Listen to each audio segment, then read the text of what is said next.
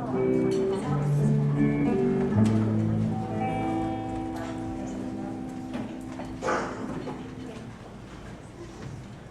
met when he moved here to be the concertmaster for our orchestra. I had been playing with the orchestra for 15 years and gave music lessons at the conservatory. He was such an incredible violinist. I loved him from the first time that I heard him play.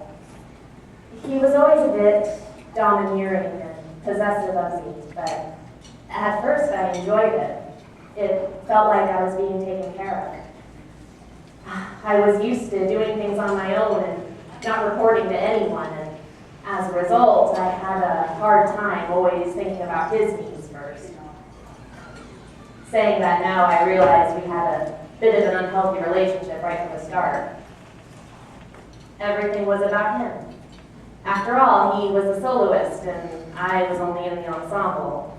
However, I was so happy to be loved that I didn't think it was a problem.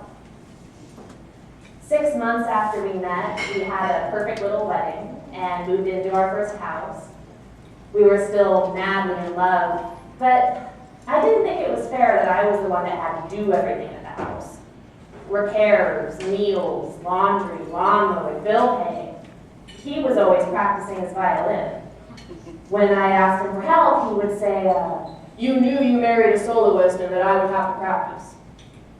So I solved a few of the problems by hiring a boy to mow and a house cleaner.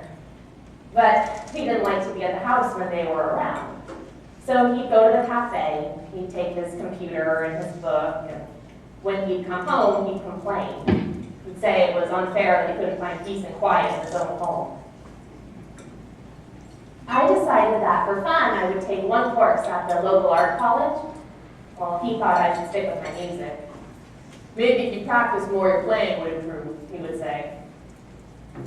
I began to think that my music wasn't good enough. One night, I realized as we had our friends in to jam and have fun, but I was keeping myself busy refilling drinks and putting out food so that I wouldn't have to play. I loved him so much. I just kept trying harder and harder to make him happy. But it seemed like the harder I tried, the grumpier he became.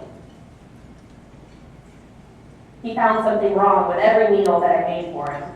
And when we'd go out, he would be horrible in the car beforehand. By the time we'd get there, I'd be trying to hide my tears. Finally, I talked my situation over with a therapist. I realized that I wasn't the problem. I tried to get my husband to agree to go to couples counseling with me. "No way," he said. "There's nothing wrong with me." Eventually, when I left him, I thought that I still loved him. Only I didn't want to ever be married to him again. See, I didn't think of it as abuse because he never threatened me or hit me. But looking back, he was abusive, mentally and emotionally. I feel really lucky that I escaped before I lost my passion for music.